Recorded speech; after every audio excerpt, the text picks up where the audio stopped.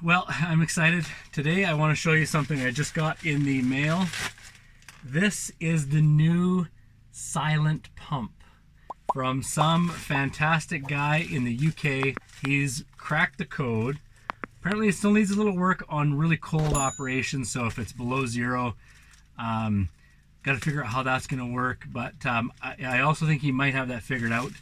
But this is it. If I can get the tape off of it, I'll show you what it's like. He did, yeah, there we go.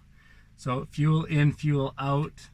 This connects to the harness of the existing pump, as well as power. And then it has an adjustment knob here so that you can speed it up or slow it down a little bit depending on your fuel. There's a few factors that cause that adjustment to need to be made. But this is it. I'm not going to show you inside of it because he's still working on it. As well, he's put a lot of research into finding the right pump that'll do the trick, pump that'll handle solvents like fuel. I am going to peek inside because I want to see what the guts of this hold. But I'll have it hooked up. I'll be doing a video on this soon. They're not mass available yet, but he's hoping to be able to produce these on a larger scale. Yeah, I'm excited for a silent pump. One of the big problems we have here in Canada is that it gets really cold when you need your heater, like -45. The problem with that is that it comes with this rubber mount. It's all soft and it seems like, okay, this should work well. But when it gets down to -45, the thing's like a rock. So it doesn't do any insulating at all when you need it to insulate.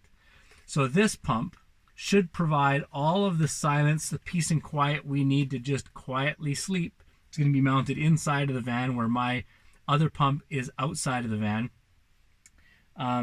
So it'll really be put to the test on how silent it is. But I saw Forest's video and it's like dead silent. I'm really excited for it. So yeah, this will solve the noise problem on the noisy Chinese diesel heaters. I think it'll also work on planers and Webasto and Eberspachers. But you can confirm with James once he's got his production going.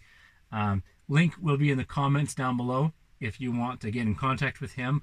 Although I don't know, like I said, how busy he is. Anyways, video coming soon on this baby right here. I'm looking forward to it.